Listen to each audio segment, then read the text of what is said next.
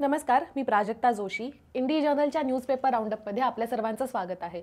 आजच्या राऊंडअपची सुरुवात करूया इंडियन एक्सप्रेसपासून.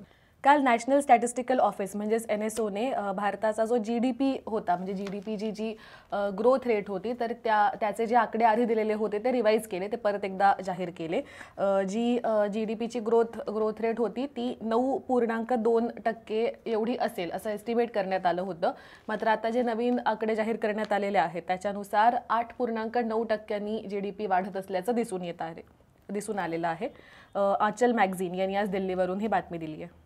जे भारतीय नागरिक मुख्यतः स्टुडंट्स युक्रेनमध्ये अडकलेले आहेत सध्या, युक्रेन आणि रशिया यांच्यामध्ये जो संघर्ष चालू आहे त्याच्यामध्यात, तर त्यांना जास्ती चांगल्या पद्धतीने मदत करण्यासाठी त्यांचं इव्हॅक्युएशन अजून चांगल्या पद्धतीनं व्हावं यासाठी भारतानं 4 मंत्री युक्रेनच्या सीमांच्या ठिकाणी पाठवण्याचं ठरवलेलं आहे. तर हे जे 4 मंत्री जातील ते अजून चांगल्या पद्धतीने इव्हॅक्युएशन सुपरवाईज करतील. स्पेशली जे वेगवेगळी शेजारची राष्ट्र आहेत तिथल्या ज्या एम्बसीज आहेत, तर त्या एम्बसीज ऑलरेडी सीमा भागामध्ये जाऊन जे मुलं चालत किंवा दुसऱ्या कोणत्याही मार्गाने सीमावर येत आहेत, क्रॉसिंग्सच्या इथे येत आहेत, तर त्यांना कसं बाहेर काढता येईल ह्याच्या प्रयत्नात आहेत. तर ह्या सर्व गोष्टींना सुपरवाईज करण्यासाठी 4 मंत्र्यांना सुद्धा पाठवण्याचा निर्णय केंद्र सरकारने घेतलेला आहे. त्याचबरोबर ह्युमॅनिटेरियन जेस्चर असं म्हणून थोडीशी मदत युक्रेनला पाठवण्याचं सुद्धा भारतानं ठरवलेलं आहे. आज कृष्णा कौशिक, प्रणव मुकुल आणि सौरभ रॉय बर्मन यांनी तिघांनी मिळून ही बातमी दिली आहे. काही महिन्यांपूर्वी UNच्या inter governmental panel on climate change म्हणजेच IPCCनं एक अहवाल प्रकाशित केला होता. क्लायमेट चेंजच्या संदर्भात होता तो, की हवामान बदल जो होतोय, ग्लोबल वॉर्मिंग होतंय, तर त्याची कारणं, त्याचं फिजिकल सायन्स जे आहेत ते आणि त्याचे काय काय परिणाम होऊ शकतात ह्याबद्दल सांगणारा तो अहवाल होता. त्याचा पार्ट 2 नुकताच रिलीज झालेला आहे. त्याबद्दलची बातमी आज अमिताभ सिन्हा यांनी इंडियन एक्सप्रेसच्या पान 1 साठी दिलेली आहे. आणि त्याच्यामध्ये असं अजून अधोरेखित करण्यात आलेलं आहे की क्लायमेट चेंजचे परिणाम जे असतील ते अतिशय गंभीर स्वरूपाचे असणार आहेत. त्यांना अजिबात हलक्यात घेऊन चालणार नाहीये.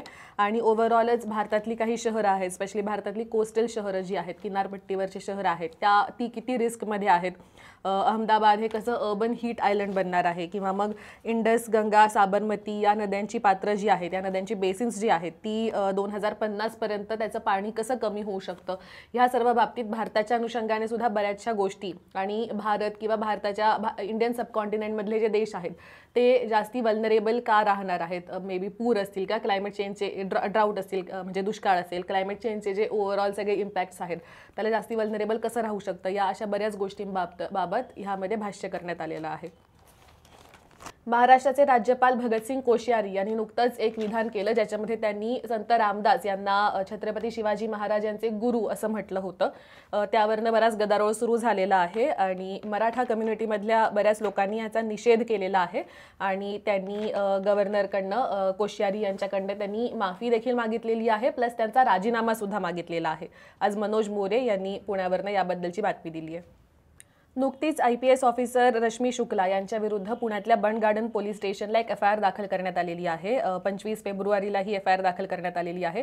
या FIR नुसार महाराष्ट्रातले काही प्रॉमिनंट नेते जसं की नाना पटोले, बच्चू कडू, संजय काकडे आणि त्याचबरोबर आशिष देशमुख नावाची एक व्यक्ती, ह्या चौघांचाही फोन 2016 ते 2018च्या मध्यात ह्या पिरियडमध्ये जवळपास 60 दिवसांसाठी इल्लिगली टॅप केला असल्याचं दिसून आलेलं आहे.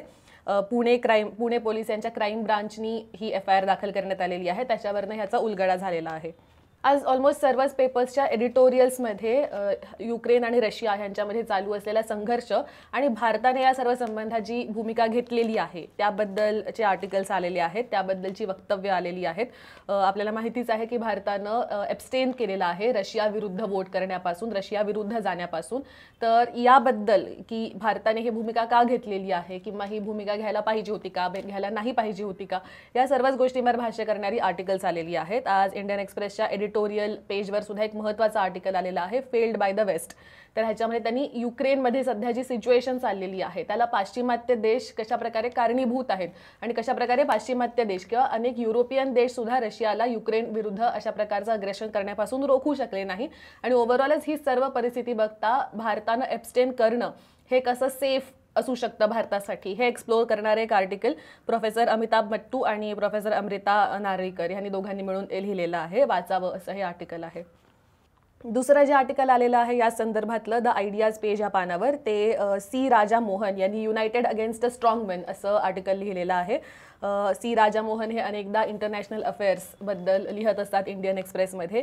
ह्याच्यामध्ये त्यांनी असं म्हटलेलं आहे की युरोपमधले असे काही देश म्हणजे जर्मनी किंवा फ्रान्स असेल ज्यांचे रशियाबरोबर इतर संबंध आहेत, ज्यांचे रशियाबरोबर परराष्ट्र संबंध आहेत, अशा देशांनी सुद्धा रशियाविरुद्ध भूमिका घेतलेली आहे. त्यामुळे भारताला व्लादिमीर पुतीन म्हणजे रशियाचे राष्ट्राध्यक्ष व्लादिमीर पुतीन आणि रशिया ह्यांच्यामध्ये फरक करणं शिकलं पाहिजे आणि तो फरक करूनच त्यांनी भूमिका घेतली पाहिजे.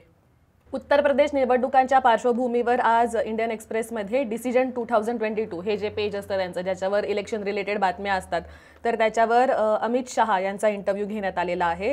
एक्सप्रेसच्या लिज मॅथ्यू, पी वैद्यनाथ अय्यर आणि राजकमल झा यांनी तिघांनी मिळून हा इंटरव्ह्यू घेतलेला आहे.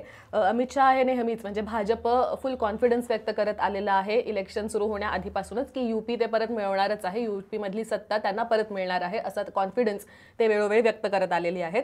ओव्हरऑल जी सर्व परिस्थिती बघता थोडंसं भाजप विरुद्ध कळ जाईल काय असं एनालिस्टचं म्हणणं असलं तरी सुद्धा भाजपवर त्याचा फार काही फरक पडलेला दिसून येत नाहीये. तर या सर्व संबंधातच या इंटरव्ह्यूमध्ये चर्चा करण्यात आलेली आहे, ज्याच्यामध्ये अमित शहा असं म्हणालेले आहेत की लोकांना राग तेव्हा येतो जेव्हा त्यांना त्यांच्या लिडरशिपमध्ये, त्यांच्या नेतृत्वामध्ये कॉन्फिडन्स नसतो.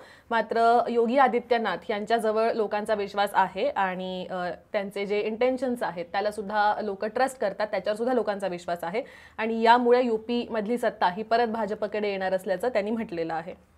हा झाला आजचा इंडियन एक्सप्रेस. यापुढचा पेपर आहे महाराष्ट्र टाइम्स. काल युक्रेन आणि रशिया यांच्यात बेलारूसच्या सीमेवर चर्चा झाली आणि या चर्चेदरम्यान सैन्य मागे घ्या अशी मागणी युक्रेननं केली होती. मात्र ही चर्चा निष्फळ ठरली. या चर्चेदरम्यानच रशियाच्या बाजूने बेलारूसने सुद्धा आक्रमणाची तयारी सुरू केली होती. त्यामुळे युद्ध चिघळण्याच्या शक्यता सुद्धा निर्माण झाल्या होत्या आणि त्याचबरोबर युक्रेनमधलं जे दुसरं महत्त्वाचं शहर आहे खार्किव्ह तिथं सुद्धा काल रशियानं हमला केला. त्यामुळे ह्या चर्चा पूर्णपणे काल जी झालेली चर्चा होती ती पूर्णपणे निष्फळ ठरलेली आहे. आत्ताच आपण आधीच्या पेपरमध्ये बातमी बघितली की महाराष्ट्राचे राज्यपाल भगतसिंग कोश्यारी यांनी संत रामदास स्वामी हे छत्रपती शिवाजी महाराजांचे गुरु आहेत असं विधान केल्यामुळं त्यांच्या एका बोलत असताना त्यांनी असं म्हटल्यामुळं त्यांच्या विरुद्ध निषेध व्यक्त करणं सुरू झालेलं आहे. तर या सर्वाबद्दल बोलत असताना स्पष्टीकरण देत असताना कोश्यारी असं म्हणालेत की माझ्या माहितीप्रमाणे संत रामदास स्वामी हे छत्रपती शिवाजी महाराजांचे गुरु आहेत. मात्र इतिहासातील काही नवीन तथ्य मला तज्ञांनी सांगितली आहेत आणि त्यानुसार मी तथ्य तपासणार आहे. मराठा समाजाच्या प्रलंबित मागण्यांसाठी गेल्या 2 दिवसांपासून खासदार संभाजीराजे छत्रपती हे उपोषणावर बसले होते. तर सोमवारी त्यांनी त्यांचं उपोषण मागे घेतलं. राज्य सरकारतर्फे नगरविकास मंत्री एकनाथ शिंदे, गृहमंत्री दिलीप वळसे पाटील आणि सांस्कृतिक मंत्री अमित देशमुख यांच्या शिष्टमंडळानं सोमवारी त्यांची भेट घेतली आणि मागण्यांसंदर्भात लेखी आश्वासन सुद्धा दिलं आणि त्याच्यानंतर संभाजीराजे यांनी उपोषण मागे घेण्याचा निर्णय घेतला. युक्रेनमध्ये मोठ्या प्रमाणात भारतीय विद्यार्थी का आहेत असा प्रश्न अनेकांना पडत आहे गेल्या काही दिवसांपासून. तर त्याच्याबद्दल एक्सप्लेनेशन देणारं, त्याच्याबद्दल सांगणारं आर्टिकल आज मटाच्या अँकरला आलेलं आहे, ज्याच्यामध्ये कमी खर्चामुळेच वैद्यकीय शिक्षणासाठी युक्रेनकडे अनेक भारतीय विद्यार्थ्यांचा ओढा असल्याचं म्हटलं गेलेलं आहे. आपल्याला माहिती आहे की भारतात जे सरकारी मेडिकल कॉलेजेस आहेत तर त्यांचे सीट्स लिमिटेड आहेत आणि प्रायव्हेट कॉलेजेस भरपूर आहेत. मात्र तिथले फीज जे आहेत ते सर्वांना परवडण्यासारखे नाही आहेत. त्याच्या कंपॅरिझनमध्ये अनेकांना युक्रेनमध्ये जाऊन शिकणं हे परवडत असल्याचं समोर आलेलं आहे आणि त्यामुळे अनेक विद्यार्थी जे आहेत ते युक्रेनसारख्या देशामध्ये किंवा रशियामध्ये किंवा चीनमध्ये वैद्यकीय शिक्षण घेण्यासाठी जात असतात. शिक्षण हक्क कायद्याअंतर्गत म्हणजे RT अंतर्गत जे 50% प्रवेश दिले जातात सर्व शाळांमध्ये, त्या 50% सीट्स हे रिझर्व्ह ठेवले जातात इकॉनॉमिकली बॅकवर्ड मुलांसाठी. तर त्या प्रवेशांसाठी पालकांना अर्ज करण्यासाठी मुदतवाढ देण्यात आलेली आहे. सफिशियंट अर्ज दिलेल्या डेटमध्ये आले नसल्यामुळे 10 मार्चपर्यंत ही डेडलाईन वाढवण्यात आलेली आहे. सावित्रीबाई फुले पुणे विद्यापीठात गणित संग्रहालय सुरू करण्याबाबत आमची चर्चा सुरू आहे आणि लवकरच त्याची माहिती देण्यात येईल अशी माहिती भारत फोर्ज लिमिटेडचे संस्थापक आणि व्यवस्थापकीय संचालक बाबा कल्याणी यांनी सोमवारी दिली. विज्ञान दिनाच्या निमित्तानं विद्यापीठात नव्यानं उभारण्यात आलेल्या इमारतीत सायन्स पार्क सुरू करण्यात आलं आणि या इमारतीच्या उद्घाटन प्रसंगी बाबा कल्याणी हे बोलत होते. हा होता आजचा मटा. यापुढच्या पेपर्सकडे जाण्याआधी मी आपल्या सर्वांना एक अपील करू इच्छिते. आपल्याला माहितीच आहे की इंडी जर्नल हे एक रीडर फंडेड आणि इंडिपेंडेंट न्यूज पोर्टल आहे आणि आमचं काम असंच कंटिन्यू करत राहण्यासाठी आम्हाला तुम्हाला सर्वांच्या सपोर्टची गरज आहे. आमच्या वेबसाईटवर आम्ही वेगवेगळ्या विषयांना हात घालणाऱ्या बातम्या या वेळोवेळी करत असतो. काही सविस्तर आर्टिकल्स असतात, काही छोटे मोठे अपडेट्स असतात. इंग्लिश आणि मराठी या दोन्ही भाषांमध्ये आमचे वेगवेगळे आर्टिकल्स असतात. तर आमच्या वेबसाईटला जरूर भेट द्या आणि तुम्हाला आमचे आर्टिकल्स कसे वाटतायत हे आम्हाला कळवायला विसरू नका. इंडी जर्नल नावाचं आमचं यूट्यूब चॅनलसुद्धा आहे, ज्याच्यावर आम्ही वेगवेगळे एक्सप्लेनर व्हिडिओज असतील, काही व्हिडिओ रिपोर्टाजेस असतील, काही इंटरव्ह्यूज असतील, हे वेळोवेळी अपलोड करत असतो. आपले न्यूजपेपर राऊंडअपचे एपिसोडसुद्धा दररोज रात्री त्याच्यावर येतात. मे बी तुम्ही आजचा एपिसोडसुद्धा यूट्यूब चॅनलवरच बघताय. तर आमचं हे चॅनल सबस्क्राईब करायला विसरू नका आणि बेल आयकनवर सुद्धा क्लिक करायला विसरू नका, जेणेकरून जेव्हा कधी आम्ही आमचा एखादा नवीन व्हिडिओ अपलोड करू तुम्हाला लगेच त्याचं नोटिफिकेशन येईल. या व्यतिरिक्त इंडी रेडिओ नावाचं आमचं एक ॲपसुद्धा आहे. नावात म्हटल्याप्रमाणेच या ॲपवर मोठ्या प्रमाणात ऑडिओ कंटेंट अवेलेबल आहे. काही पॉडकास्ट आहेत, काही ऑडिओ रिपोर्ट्स आहेत, काही ऑडिओ बुक्स आहेत. असा बराच खजाना त्याच्यावरती आहे आणि बराचसा कंटेंट जरी ओपन असला तरी सुद्धा आमचं सबस्क्रिप्शन देखील अवेलेबल आहे. अतिशय माफक दरात ते अवेलेबल आहे. सो ते सुद्धा तुम्ही नक्की घेणं कन्सिडर करा, जेणेकरून आमचा जो प्रीमियम कंटेंट आहे त्याचा सुद्धा ॲक्सेस तुम्हाला मिळेल. आणि या व्यतिरिक्त सुद्धा आम्हाला जर आर्थिक मदत करायची तुमची इच्छा असेल तर त्यासाठीची लिंक या व्हिडिओच्या डिस्क्रिप्शनमध्ये उपलब्ध आहे. त्यावर क्लिक करून तुम्ही आम्हाला आर्थिक सपोर्टसुद्धा करू शकता. आता आपण वळूया आजच्या पुढच्या पेपरकडे, जो आहे Times of India. Rockets rain on Ukraine's number 2 city as initial talks deadlocked, ही आज टाइम्स ऑफ इंडियाची हेडलाईन आहे. मगाशी मी म्हटल्याप्रमाणे खार्किव्ह हे जे शहर आहे युक्रेनमधलं, काल तिकडं एअर स्ट्राईक्स झाले. काल तिकडे मिसाईलनी हल्ला केला रशियानं. तर त्याबद्दलची ही बातमी आहे. आणि काल आपल्याला माहितीच आहे की रशिया आणि युक्रेन ह्यांच्यामध्ये चर्चा होती, तर ती असताना सुद्धा खार्किव्हमध्ये हा हमला झाला. या हमल्याच्या दरम्यान एक भारतीय विद्यार्थ्याचा मृत्यू झाल्याच्या सुद्धा आपण आज बातम्या बघितलेल्या आहेत. महाराष्ट्रातली रिअल इस्टेट सेक्टर जो आहे तर तो परत एकदा त्याचा आलेख जो आहे तो चढता झाला असल्याची बातमी आज निशा नांबियार यांनी केलेली आहे की अगदी प्री पॅन्डेमिक लेवलला अजूनपर्यंत पोहोचलं नसलं तरीसुद्धा प्रॉपर्टी रजिस्ट्रेशन आणि रेव्हेन्यू कलेक्शन हे वाढते आणि फेब्रुवारीच्या अखेरपासून हे प्री पॅन्डेमिक लेवलला पोहोचण्याची शक्यता सध्या व्यक्त केली जात आहे. काल भारतातली सगळ्यात मोठी डेअरी अमूल यांनी दुधाचे रेट जे आहेत ते प्रति लिटर 2 रुपयांनी वाढवण्याचं ठरवलेलं आहे. आपल्याला माहितीच असेल की साधारण अजून काही महिन्यांपूर्वी सुद्धा अशा प्रकारे रेट्स वाढवण्यात आले होते. गेल्या 8 महिन्यात दुसऱ्यांदा 2 रुपये प्रति लिटरनी दुधाचे रेट्स वाढवण्यात आलेले आहे आणि अमूलच्या मागोमाग आता बाकी सर्व डेअरीज सुद्धा लवकरच रेट्स वाढवतील अशी शक्यता निर्माण झालेली आहे. आज बेला जयसिंघानी यांनी ही बातमी दिली आहे. किरकोळ बाजारात सध्या सीझनल फळं जी आहेत तर ती अतिशय महाग झाली असल्याची बातमी आज टाइम्स ऑफ इंडियामध्ये आलेली आहेत. मोसंबी असेल, अंजीर असेल, चिकू, पपई, ॲपल ह्यासारखी जी सीझनल फळं आहेत त्यांची मागणी मोठ्या प्रमाणात वाढलेली आहे आणि त्यामुळे त्याचे दर वाढलं असल्याचं या बातमीमध्ये म्हटलेलं आहे.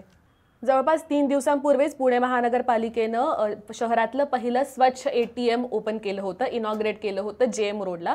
स्वच्छ ATM ही कन्सेप्ट काय आहे तर तिकडे तुम्ही प्लास्टिकच्या बाटल्या, काचेच्या बाटल्या अशा प्रकारातला काही कचरा जाऊन त्या ATM मध्ये इन्सर्ट करू शकता आणि त्याच्या बदल्यात तुम्हाला थोडीफार कॅशबॅक मिळते जी तुम्ही वेगवेगळ्या गोष्टींसाठी वापरू शकतात स्मार्टफोन ॲपद्वारे.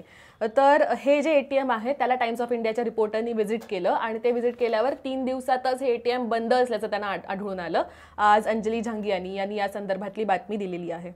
7 मार्च नंतर शहरामध्ये दिवसाचे आणि रात्रीचे दोन्ही टाइमचे टेम्परेचर जे आहे, तापमान जे आहे ते वाढणार असल्याचं नुकतंच हवामान विभागानं सूचित केलेलं आहे. सध्या हिवाळ्यापासून उन्हाळ्यापर्यंतचा जो ट्रान्झिशनचा पिरियड असतो तर तो सध्या चालू झालेला आहे आणि त्याच्यामुळे आता टेम्परेचर जे आहे ते वाढतच जाणार आहे. आज नेहा मदान यांनी ही बातमी दिली आहे. हा होता आजचा टाइम्स ऑफ इंडिया. आता आपण वळूया सकाळकडे. बेलारूसमध्ये चर्चा, कीव्हमध्ये हल्ले, ही आज सकाळची हेडलाईन आहे. ओव्हरऑलच रशिया युक्रेनमधला जो क्रायसिस आहे तो सर्वच न्यूजपेपर्समध्ये पान 1 वरच्या मुख्य बातम्या गेल्या काही दिवसांपासून आहे.